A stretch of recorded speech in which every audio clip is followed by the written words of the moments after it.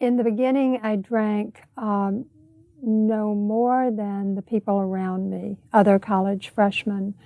But one realization was almost immediately clear. It was more important to me.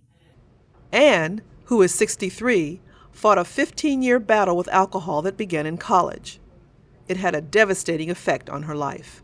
At the end of 15 years, I was drinking a liter of vodka a day. And by then had lost my first marriage, multiple jobs, the support of my family, and was about to lose the home where I lived. When she realized she had a problem, she tried to get help, but frequently faltered.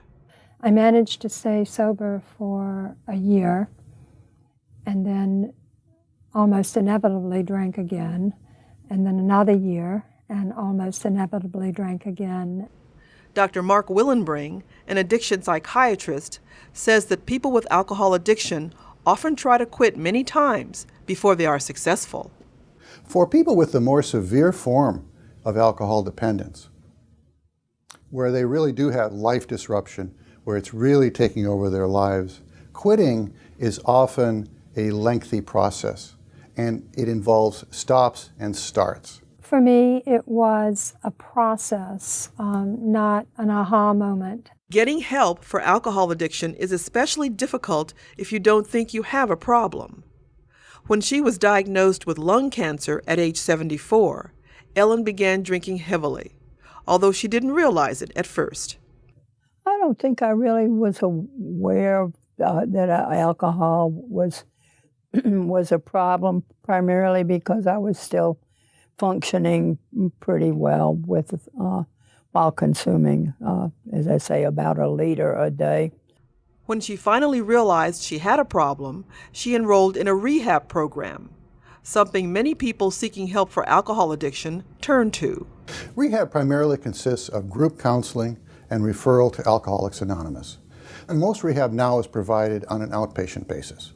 So it consists of several meetings a week for perhaps 4 to 6 weeks, and then often followed by a weekly group for maybe 3 months. Although she found quitting a struggle, rehab worked for Ellen. I managed to stop by sheer grit. I think I would go to my meetings, and I would try to go to an AA meeting, especially on the days that I didn't have my my suburban hospital addiction treatment outpatient program. Although rehab and Alcoholics Anonymous helped Ellen recover and work for many people, this is not the only approach to recovery. Professional treatment is also available, and today that includes new medications and behavioral therapies. One of the most important things for people to understand, especially older adults, and especially people who are still in the functional stage of alcohol dependence, is that there are new treatments available. Primarily medications, but also new behavioral treatments. The most common behavioral treatment that we know is effective is cognitive behavior therapy, which is essentially teaching you skills for dealing with craving, relapse prevention, interpersonal communication, and so forth. Alcohol addiction is a chronic illness that can be difficult to overcome. As with other chronic diseases, treatment needs to be ongoing. A scientifically based treatment of addiction involves chronic care management. That is, you treat people as long as they need treatment. So we need to be thinking in terms of years to decades of treatment or management, like we do with asthma, with high blood pressure, with heart disease, with arthritis. And with appropriate treatment, most people suffering from alcohol addiction eventually recover. Oh, I've been in recovery for 30 years now. I'm committed now to sobriety after 11 months of not drinking.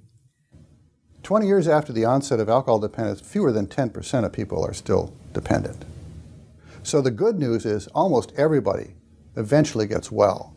For more information on alcohol addiction and ways to address it, visit Rethinking Drinking, the website from the National Institute on Alcohol Abuse and Alcoholism. You can also order the easy-to-read booklet, Older Adults and Alcohol, You Can Get Help, from the website of the National Institute on Aging, or by calling 1-800-222-2225.